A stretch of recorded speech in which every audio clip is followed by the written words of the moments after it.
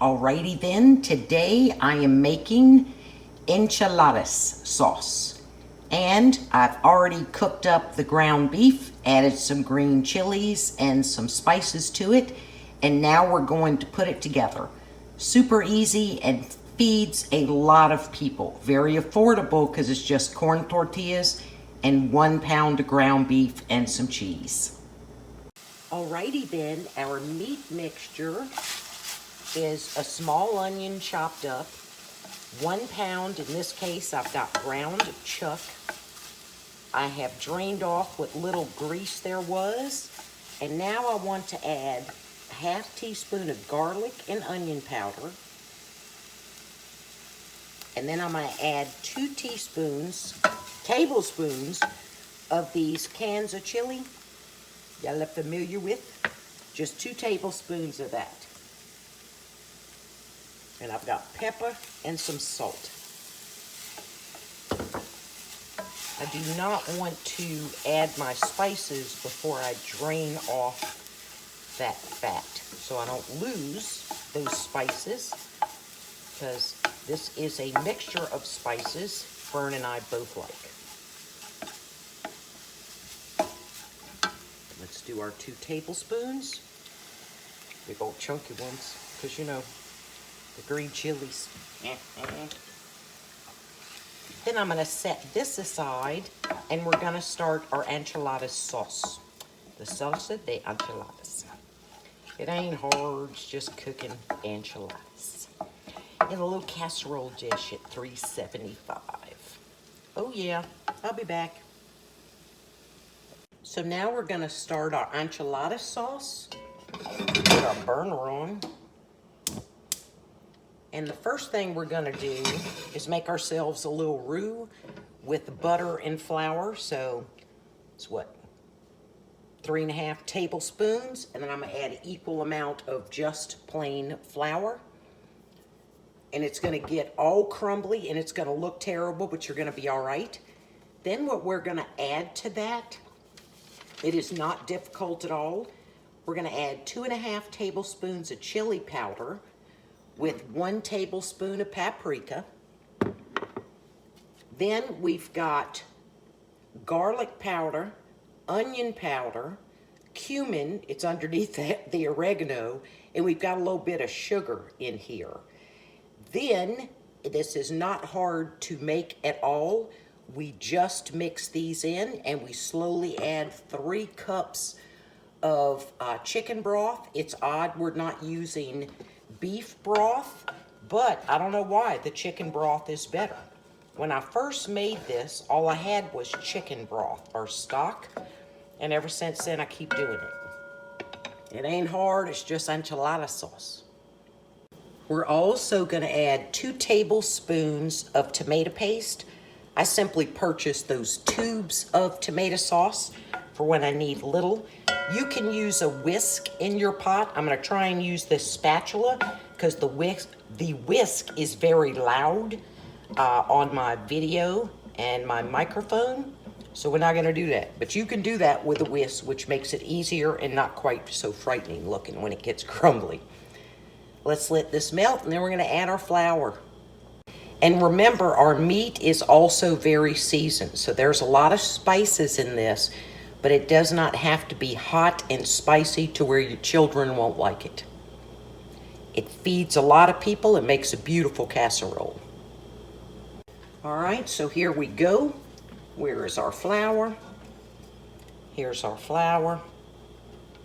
It's just equal amounts of butter and flour. I don't like to use oil. I'm a fan of the butter. Again, you would be whisking this. It's kind of loud even with my olive wood spatula, but it would be way louder with a whisk.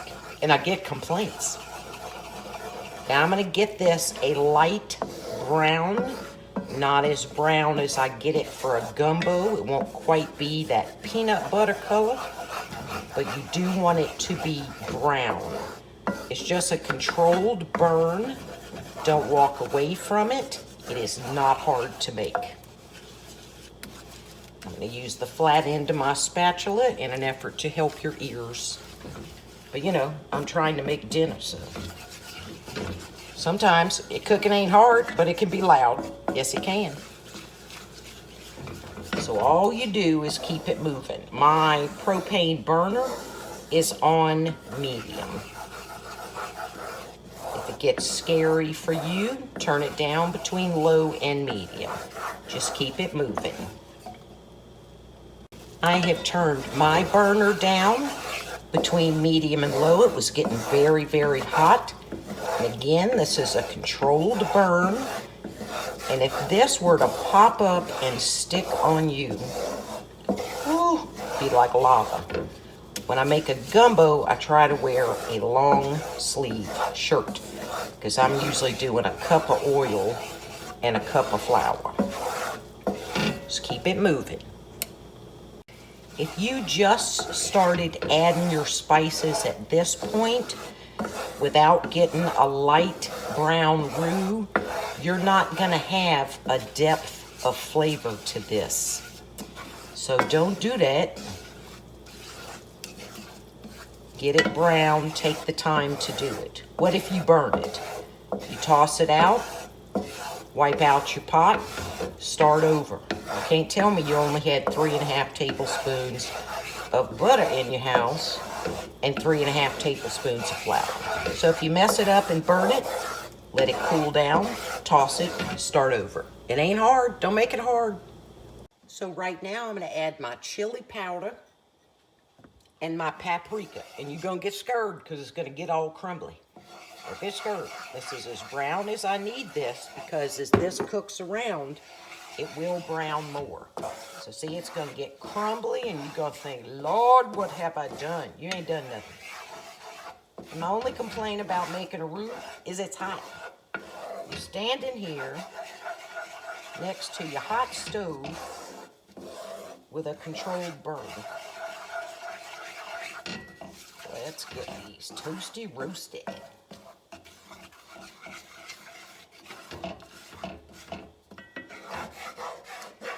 So see, it is still cooking along.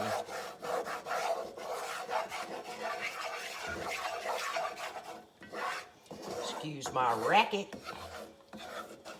But you would make noise too. Now I get my fan on because I'm gonna add my chicken stock. A little bit at a time. Okay, tiny amount. But I want to add my tomato paste.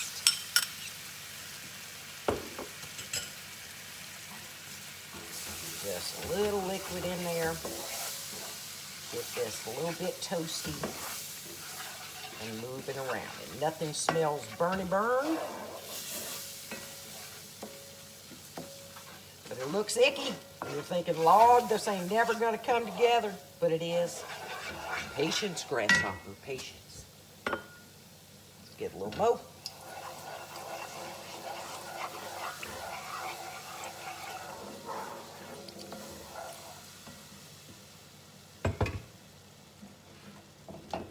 You do not have to use cast iron to do this in. I think it maintains the heat evenly better. And that's why I can't use the whisk, because it makes a lot of noise on the cast iron. Okay.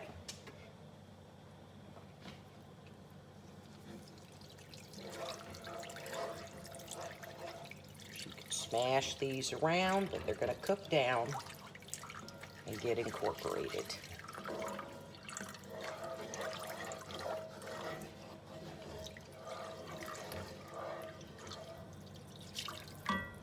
Okay, that's our 3 cups. Oh, still hot, hot, hot.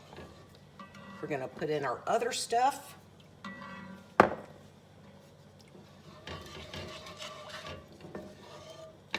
Ooh, I can smell that garlic powder yet.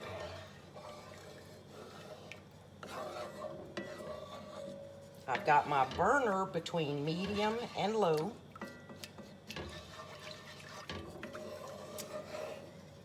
Flavorful.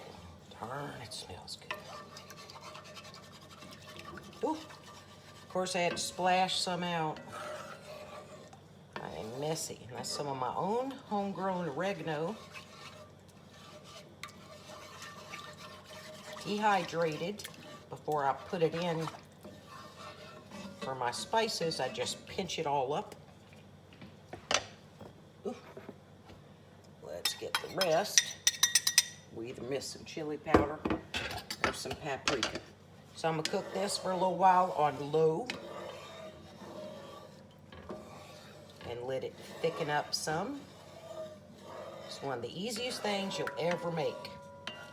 And it is nice to feed a large group of people with because it's affordable. It's only got 1 pound of ground beef in it. Of course, there'll be cheese in it because, you know, it's enchiladas. I'll come back. You go do something. This is also where you taste it to make sure it's got flavors, the flavor profile that you like. I did, and it does. It tastes like enchilada sauce. I used to home can enchilada sauce, but it's not hard or time consuming to make when I want to make enchiladas, so I don't can it anymore. I just make it up fresh. Lord, look at that. Cumin, oregano, onion, garlic powder, chili powder, paprika. Wow, the colors. Psychedelic, man.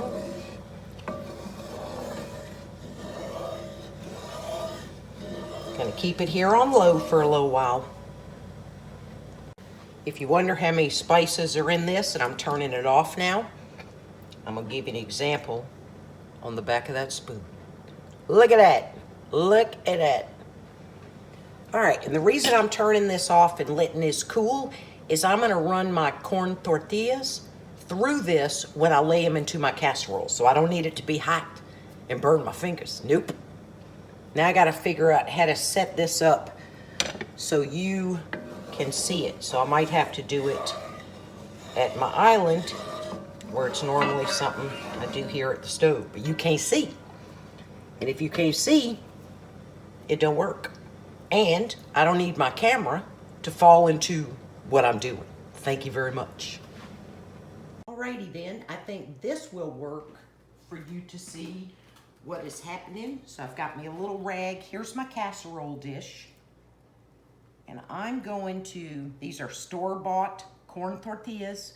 You can run them through a little oil if you want to. At first, I don't find it necessary. But first, we're going to put some of our sauce on the bottom of this casserole.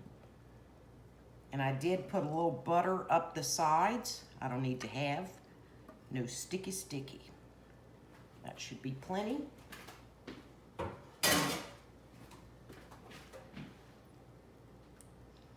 Make sure I submerge it, and then I'm gonna lay it in the bottom.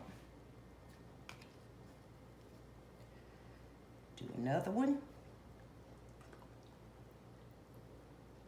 This one I trimmed off at the bottom. You don't have to. It's an oddly shaped oblong casserole. So you better wash your hands, okay? Wash them, because I'm touching my food with my hands. Don't be messy. Because it's oblong, I'm gonna take one and put it up here on the side. Now, let's take some ground beef. It's not gonna be many layers, because remember, this is just 1 pound of ground beef. It's got plenty of seasonings and the chilies. And this is some store-bought cheese that I need to use up. I think it was called the Mexican blend. It's just cheese and mozzarella.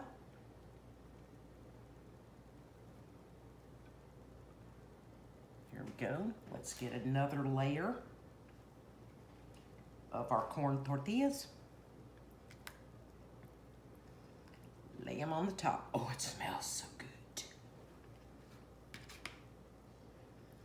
Yes, yes it does. Woo. This is so not hard, but so, so good.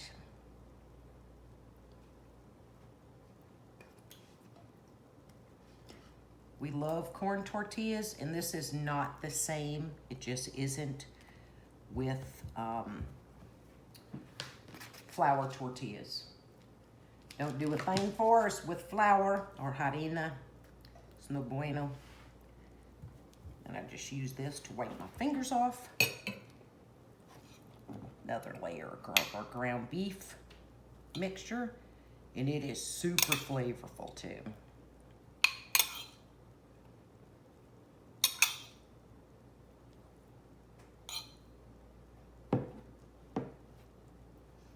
Let's do another layer of cheese. I'm gonna make me a grilled cheese if I have any cheese left over. If not, oh well, I don't get to have that. All right, final layer of our tortillas.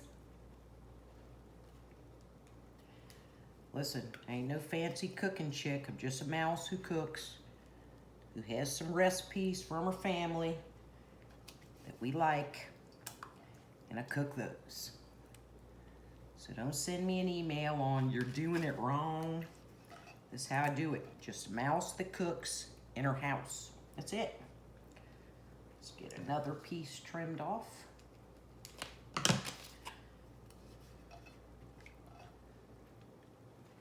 Okay, make sure you can see. Yep, you can see stuff. All right, so last layer of the ground beef. Oh my God, this smells so good. And I am gonna cover it because it's gonna go in a 375 oven until it's bubbly. Everything in this is cooked. Our last layer of cheese.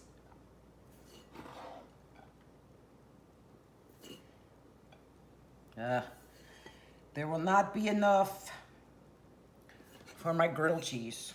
Oh well, no grilled cheese for me. I kind of press this down. Now I'm gonna take this same rag, clean up the edge of my casserole so I don't get no burny spots, because that's ugly. I don't like it. And this is very easy to clean up after.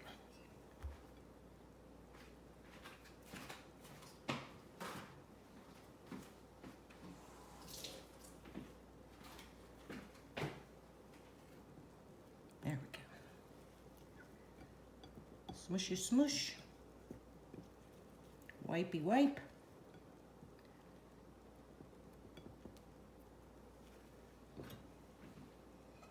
Just take a little bit of our leftover enchilada sauce and put it on the top. This ain't hard. Y'all gotta admit, this ain't hard. If I can do it, you can do it. If you like enchiladas. If you don't like enchiladas, don't do it. And again, I splashed everywhere. What in the heckle is my malfunction?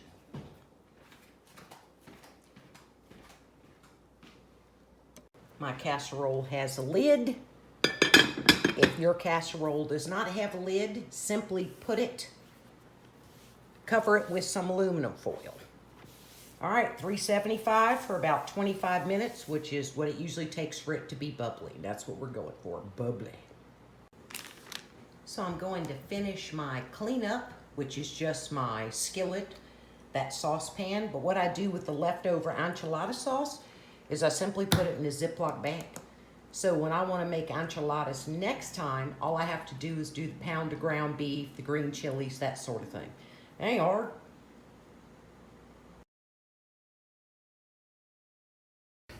So the hardest part is getting the first piece out. So I'm just gonna slice through here with my knife and then see if we can get a decently shaped piece out. This is very rich in my opinion, So you don't need a huge, large piece. Let's wrestle that out of there. Okay, the best part is we are now going to try it. And I just put a little sour cream on the side. This is a beautiful, beautiful thing. I'm gonna start in this corner. Oh yeah. Oh yeah, little dub. Mmm. Oh, Vern is gonna love this. That is wicked flavorful.